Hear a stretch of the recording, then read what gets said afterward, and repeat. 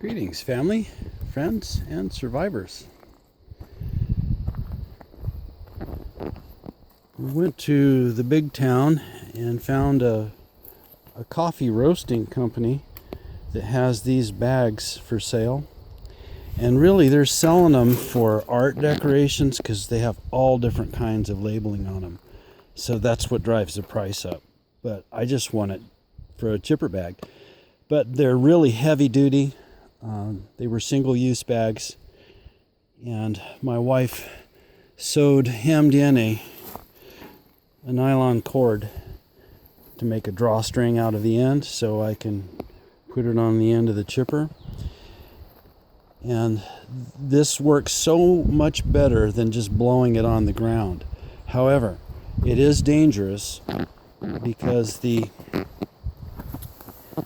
flail knives or the thrasher knives swing on a pivot, and if they break loose, they can make it through this grizzly screen, and they'll kill you if it hits you in the right spot. That's why these all have shrouds that, like this shroud, just see, curves it and blows it straight down, and that would work okay for the little bags that I was using, but for this big 70-pound coffee bean bag, it's not working so good. So I took it off, and we just don't walk in front of it. I would never recommend taking that shroud off a chipper for any reason. So don't do this at home. We have a controlled environment here. The dog seems to get out of the line of fire, and he's really the only risk. And obviously, if folks came by or grandkids were over or something, we wouldn't even mess with it at all.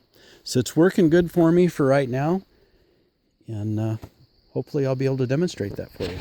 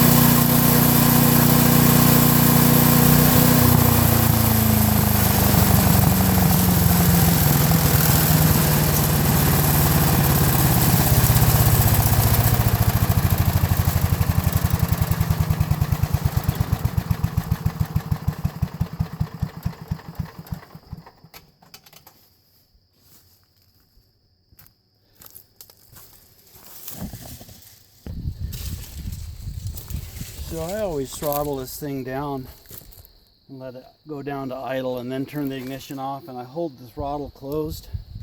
Because if you just turn the ignition off, what happens is the governor says, hey, I need more fuel, and it just holds the throttle wide open, and while it's winding down, it's just sucking all that unburned fuel into the engine. It makes it harder to start.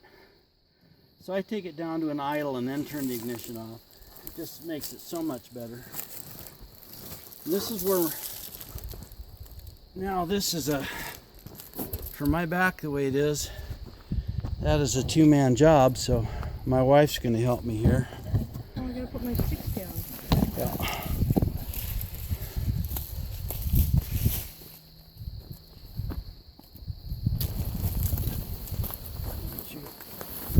Outside, grab the two corners here. There we go.